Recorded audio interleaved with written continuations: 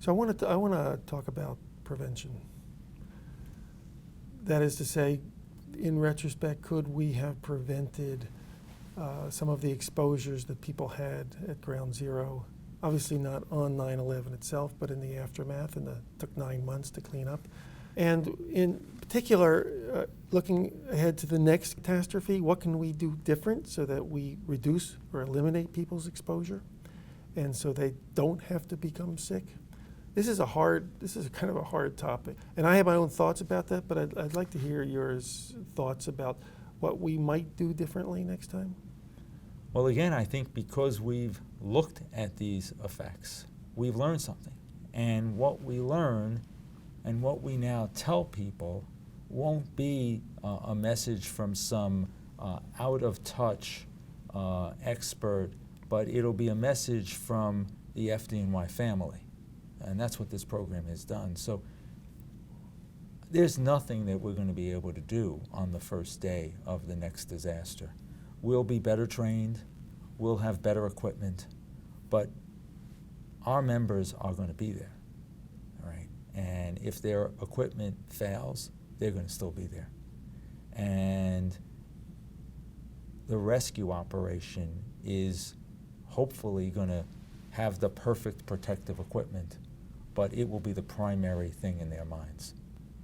So I know and I agree with you that on that day and in the next few days, we're going to want to reduce those exposures, but there's going to be some exposures that occur.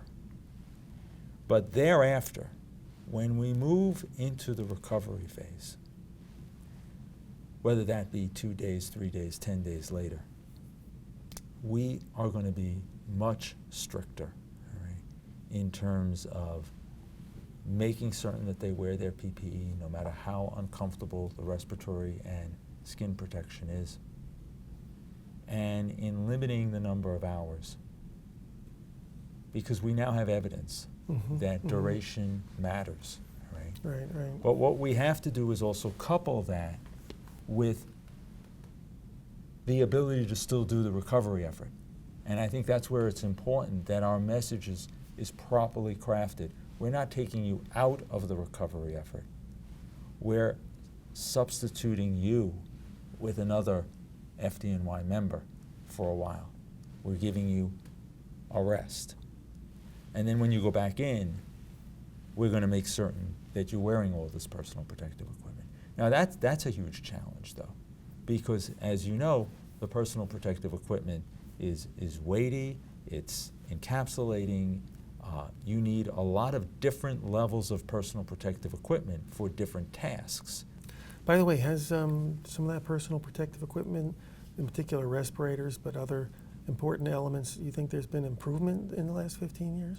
I think there's been far greater accessibility and far greater training in the last 15 years. Right. We have a lot of different types of personal protective equipment now, and we train in all of them. So I think there we've made a huge accomplishment. Do I think that we need to do more in terms of the design of these PPEs? Absolutely. We need to make them much more comfortable. We need to improve the ability to communicate through them. We need to have interoperability where if a filter needs to be replaced and you can't find the filter from that manufacturer, you can use a filter from another manufacturer. Of course, that has huge challenges in terms of proprietary rights.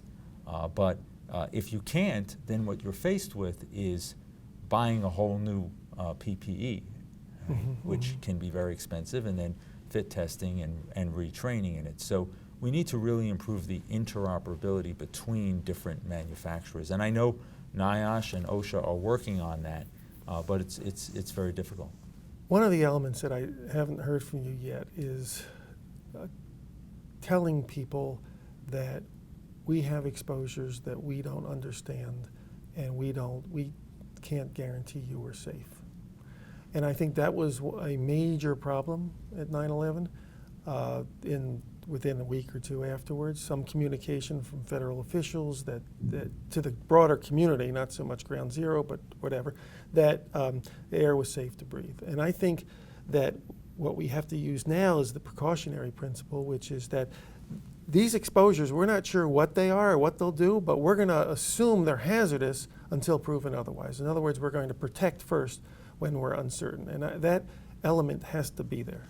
And that's exactly what Dr. Kelly and I and the fire department did from day one. People came out of those towers. Right. They came out of the subsequent rescue events, and they said, this doesn't smell, taste, or seem like a typical fire. This is different. Am I safe? And we said, we don't know. Mm-hmm. All right. And they said, well, we've got to do our work. And we said, we'll be there for you when you come out. And that's what the World Trade Center Health Program is. It's an understanding that we made a commitment to every one of these people because we didn't know, they didn't know. And you are absolutely right. When you say something, your credibility is on the line. One of the problems going back September 11th was that there was a great pressure from the city to clean up that site as soon as possible. And I remember the mayor was very proud that it was cleaned up in less time than predicted. If you prize health and safety of the people working there, that schedule is going to slow down. And my question is how are we going to get the leverage we need to ensure that people are properly protected, thereby slowing the work down and thereby delaying the moment when business as usual can be resumed? You know, I'm not convinced that it's going to slow the work down. I think we can achieve both, all right? I think that we can provide personal protective equipment, that we can do on-scene training, that we can fence a site, that we can use electronic GPS identification cards, which are now dirt cheap, to know where people are, to provide them with a certain number of hours where they're in the site and out of sight. What I think it requires is supervision, Mm-hmm. right? And what I think the World Trade Center has taught us is that you need to supervise not just the construction or deconstruction of a site, but you need to supervise the health and safety of the site. Right? That's where I think we didn't do what we should have done. All right? That's where we need to transition from a rescue effort, all right, where we're there to rescue, to a recovery effort where we're there to recover but to remain safe. Right. I think there was a huge amount of attention, by the way, on musculoskeletal injuries. Very few people at the World Trade Center site during the recovery effort had broken legs or crush injuries. I'm not talking about during the collapse, I'm talking about thereafter. That's an amazing testimony to supervising that portion of health and safety. Right, that's true. And because we were successful at that, I believe we can be successful at a wider range of exposure health and safety preventative efforts. Now we know we have to be.